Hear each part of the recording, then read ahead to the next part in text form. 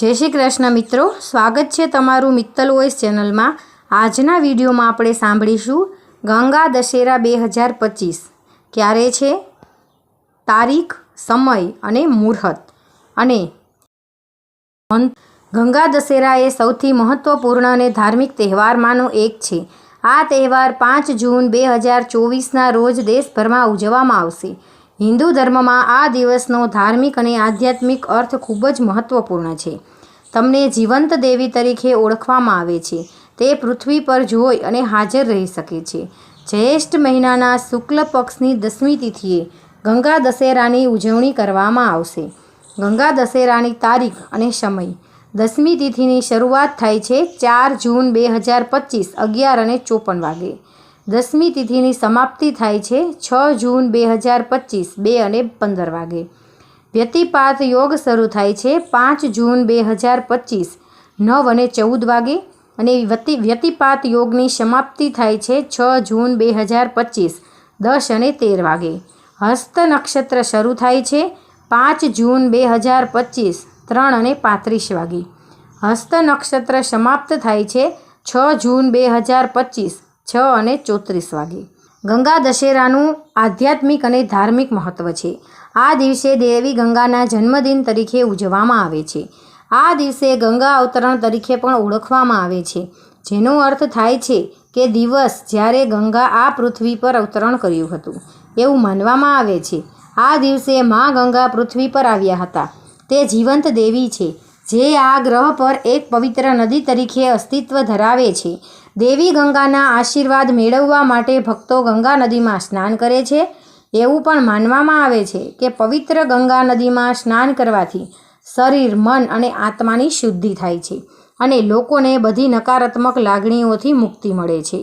भक्तो हरिद्वार, प्रयागराज, ऋषिकेश जेवा पवित्र स्थळोनी मुलाकात ले छे अने पवित्र गंगा नदी में स्नान करे छे।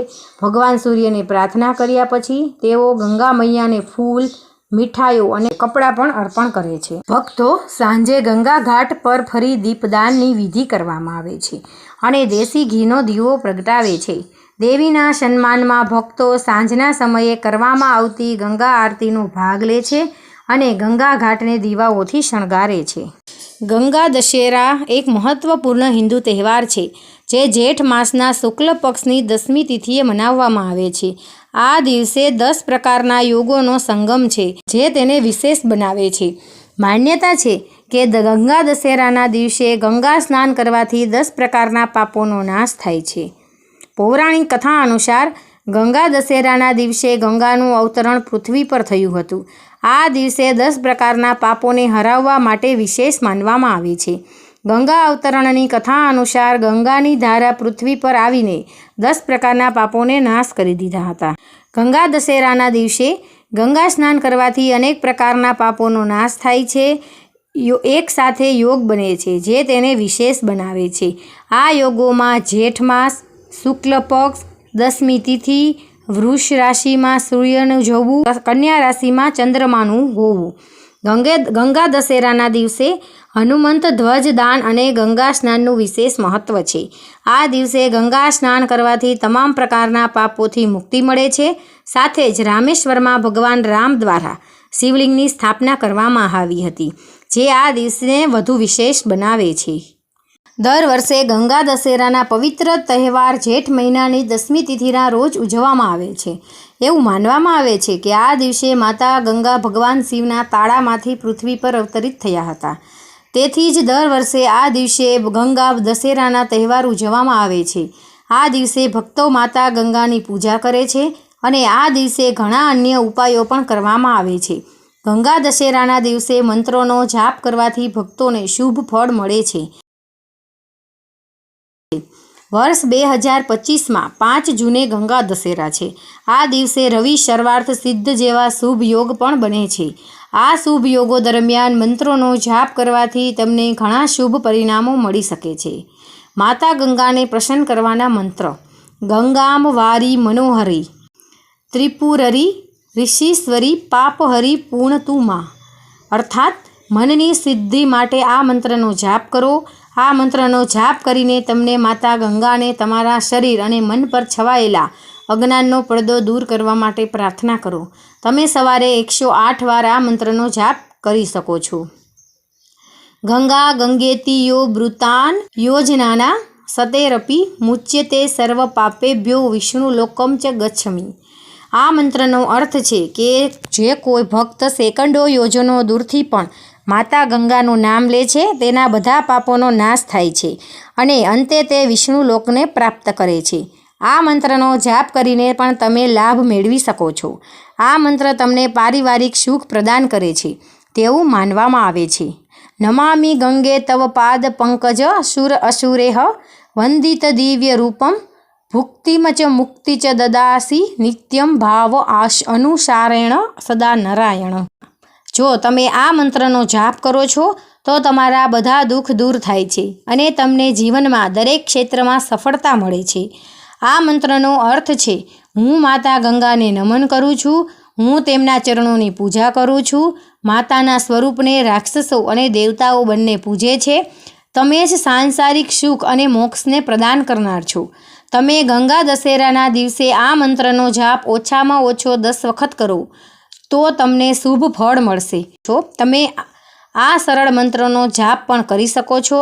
જો તમારી પાસે ઓછો સમય હોય તો પણ તમે મોટા મંત્રનો જાપ કરી શકતા ન હોવ તો તમે ગંગા દશેરા પર સરળ અને ટૂંકા મંત્રોનો જાપ કરી શકો છો. ઓમ ગંગાએ નમઃ, ઓમ ત્રિવણ્યે નમઃ, ઓમ ભૂદયે નમઃ, ઓમ ભીષ્મત્રે નમઃ, ઓમ ભીષ્માત્રે નમઃ, ઓમ શુભાય નમઃ, ઓમ ભાગ્યદાયિને નમઃ, ઓમ ભાગીરથ્ય નમઃ. માતા ગંગાના મંત્રોની સાથે ગંગા દશેરાના દિવસે ભગવાન શિવના મંત્રોનો જાપ કરવાથી પણ તમને ફાયદો થાય છે. તમે આ દિવસે મહામૃત્યુંજય મંત્ર અને શિવ ચાલીસાનો પણ પાઠ કરી શકો છો. આ દિવસે સૂર્યોદય અને સૂર્યાસ્ત સમયે મંત્રોનો જાપ કરવાથી તમને આધ્યાત્મિક ઉર્જા પણ મળે છે. ગંગાજીના અવતરણની કથા. ગંગા સ્વર્ગલોકથી ઉતરી હોવાથી તેને પાપોમાંથી મુક્તિ અપાવનાર અને મોક્ષદાયિની પણ કહેવામાં આવે છે. મોક્ષદાયિની ગંગાનું સ્વર્ગ પરથી પૃથ્વી પરનું અવતરણનું પાવન પર્વ એટલે ગંગા દશેરા અથવા દશેરા ભારતીય સંસ્કૃતિના ગૌરવનું પ્રતીક અને કુદરતની મૂલ્યવાન સંપદા પણ છે. પતિત પાવની ગંગાનું મૂલ્ય શબ્દોમાં જેટલું આંકીએ તેટલું ઓછું છે. પૃથ્વી પર અવતરિત થઈને સૌને સુખ, સમૃદ્ધિ અને શીતળતા આપનાર ગંગા માત્ર પૃથ્વીને હરિયાળી નથી કરતી પણ ધાર્મિક દૃષ્ટિએ પણ તેની મહત્તા અનેરી છે. ગંગાની મહત્તાનું પ્રમાણ વાલ્મીકીના કાવ્ય, બુદ્ધ મહાવીરના વિહાર, કબીરની વાણી અને તુલસીદાસની રચના વગેરેમાં જોવા મળે છે. જીવ માત્રના કલ્યાણ હેતુ જેઠ સુદ દસમના શુભ દિવસે સ્વર્ગ પરથી પૃથ્વી પર ગંગાનું અવતરણ થયું. ગંગાનું પાણી ભારતીય સંસ્કૃતિમાં આધ્યાત્મિક દ્રષ્ટિએ અનેરું મહત્વ ધરાવે છે. તુલસીદાસે ગંગા નદીના કિનારે જ એક કુટીર બાંધીને રામચરિત્ર માનસની રચના કરી હતી. તુલસીદાસના ગંગા પ્રેમને લીધે જ બનારસના ગંગા ઘાટને તુલસીદાસ ઘાટ પણ કહેવામાં આવે છે. ભૃતહરિ, આદિ શંકરાચાર્ય, કવિ રહીમ પણ ગંગાના સુગુણગાન ગાયા છે. કવિ કાલિદાસે લખ્યું છે કે ગંગા વિના હિમાલયની કલ્પના જ ન કરી શકાય. રઘુવંશમાં નદીના અવલૌકિક સૌંદર્ય પર 7 ઉપમા આપી છે. બાણભટ્ટે પણ ગંગા નદીની યશગાથા ગાઈ છે. શ્રીમદ ભાગવત પુરાણ, મહાભારત, રામાયણ વગેરે મહાન ગ્રંથોમાં પણ ગંગાનો મહિમા ગાવામાં આવ્યો છે. ગંગા અવતરણનો ઉદ્દેશ જ માનવજાતના ઉદ્ધાર માટે થયો હતો. અયોધ્યાના રાજા સગરે એકવાર અશ્વમેઘ યજ્ઞનું આયોજન કર્યું. ઘોડાને ભ્રમણ કરવા માટે છોડી દીધો. ઘોડાની રક્ષા કરવા માટે તેને તેમના 60,000 પુત્રોને પણ મોકલ્યા. ત્યારે ઇન્દ્રદેવે એક ષડયંત્ર રચ્યું અને તેમણે સગરના અશ્વમેઘના ઘોડાને પકડાવીને કપિલ મુનિના આશ્રમમાં બાંધી દીધો. ત્યારે 60,000 પુત્રો અશ્વને શોધતા કપિલ મુનિના આશ્રમમાં પહોંચ્યા. રાજા ઇન્દ્રએ આ 60,000 પુત્રોને બાળીને ભસ્મ કરી નાખ્યા. ત્યારે સગર રાજાએ તેમના પૌત્ર અંશુમાનને અશ્વની અને પુત્રોની ભાળ મેળવવા માટે મોકલ્યો. તે અશ્વની શોધમાં કપિલ મુનિના આશ્રમમાં પહોંચી ગયો અને તેને પોતાના અશ્વમેઘના ઘોડાને ત્યાં ચરતો જોયો. તેણે સગર રાજાના પુત્રો વિશે પૂછ્યું તો જાણવા મળ્યું કે તેઓ બળીને ભસ્મ થઈ ગયા છે.